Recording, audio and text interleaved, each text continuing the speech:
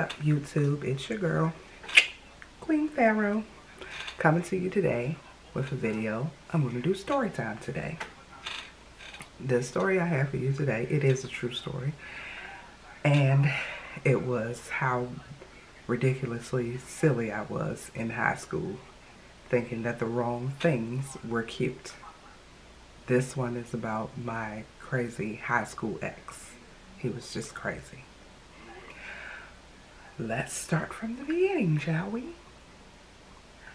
I was like a socially awkward teenager, I guess you would say that. I really didn't try to talk to guys or anything like that. It was just like, you know, if a guy said that he liked me, it was like, you know, kind of tee-hen or whatever. Fast forward about 3 months into my 10th grade year, I met a guy. He was a Jamaican guy. He was really cute. He was brown skinned. He had like green eyes. He was really good looking. And his friend came up to me and he said, "Hey, you know, XYZ wants to talk to you." And I had saw him around school, but you know, you think, oh, that guy, he's cute. He's not going to want to talk to me. I got the luck of the draw that time, and he did want to talk to me. So as time went on, we talked on the phone. Everything was good. We got into a relationship. Everything was good. He was nice to me. You know, I really couldn't. My mom was like really strict, so we really couldn't have like phone calls. We really couldn't go anywhere. We couldn't go on dates like normal teenagers, you know, which now I'm thankful for that, but it is what it is. You know, at the time when you're a teenager, you're like, my mom's, she's doing too much. So anyway, it got to a point where he was able to call my house. And this particular time when he called my house, my mom picked up the phone and she heard us talking. We were planning on skipping school. So I was like, oh shit, I'm fucked. Anyway, after that, I actually did skip school. I skipped school and I went to his house. Now, everything was great. I even had my sister in on it. I went to his house. She came to pick me up. We went and dropped him off at work and we stayed there for a little while. Everything was fine. We was kicking the shit, kicking the boo-boo. Boom. It was good. Fast forward the next day. His aunt gets the number from him to call my house. And she tells my mom that I was over there. My sister came to pick him and I up. And she loses it.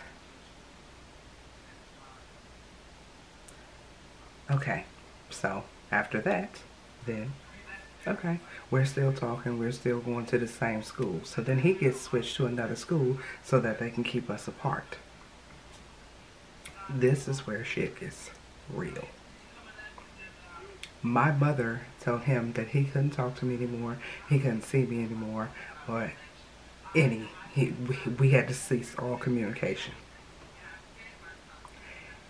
Instead of him just saying okay and just finding ways around it, he tells my mom, well, if I can't have her, nobody can have her.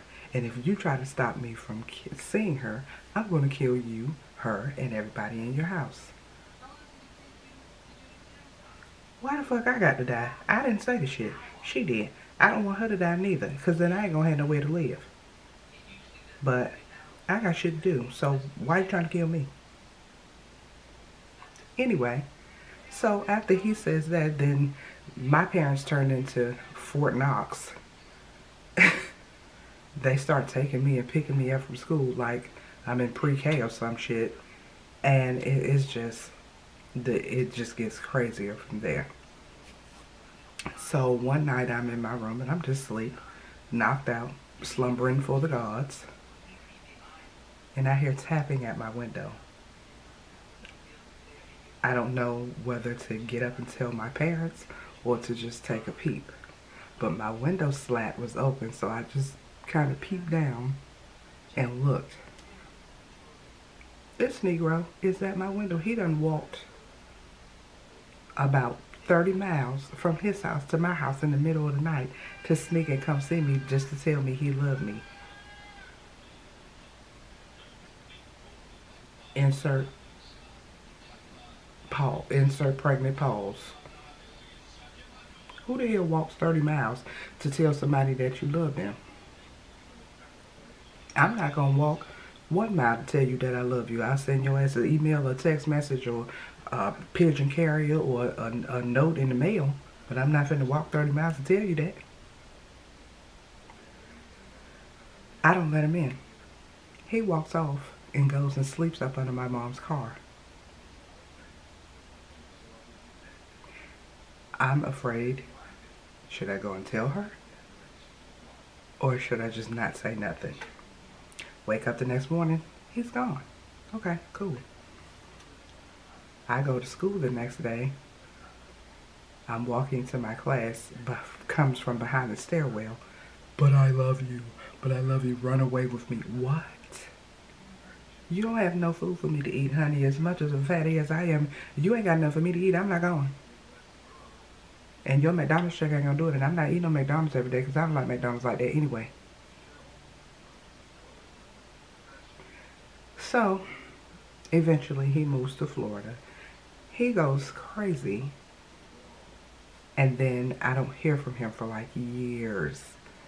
And then about maybe 4 years ago, he hires a private investigator to find me.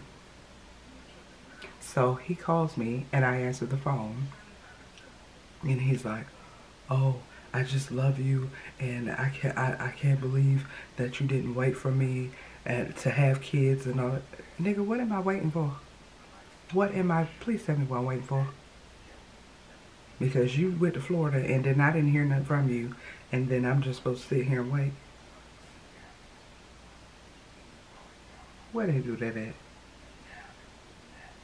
So I had to change my number and and just basically I moved out of the state. So every time I move somewhere, my number is like unlisted. So if you watch this video and you recognize my face, please make it your business not to reach out, because I won't be reaching out back. Except for with a pistol. Thank you.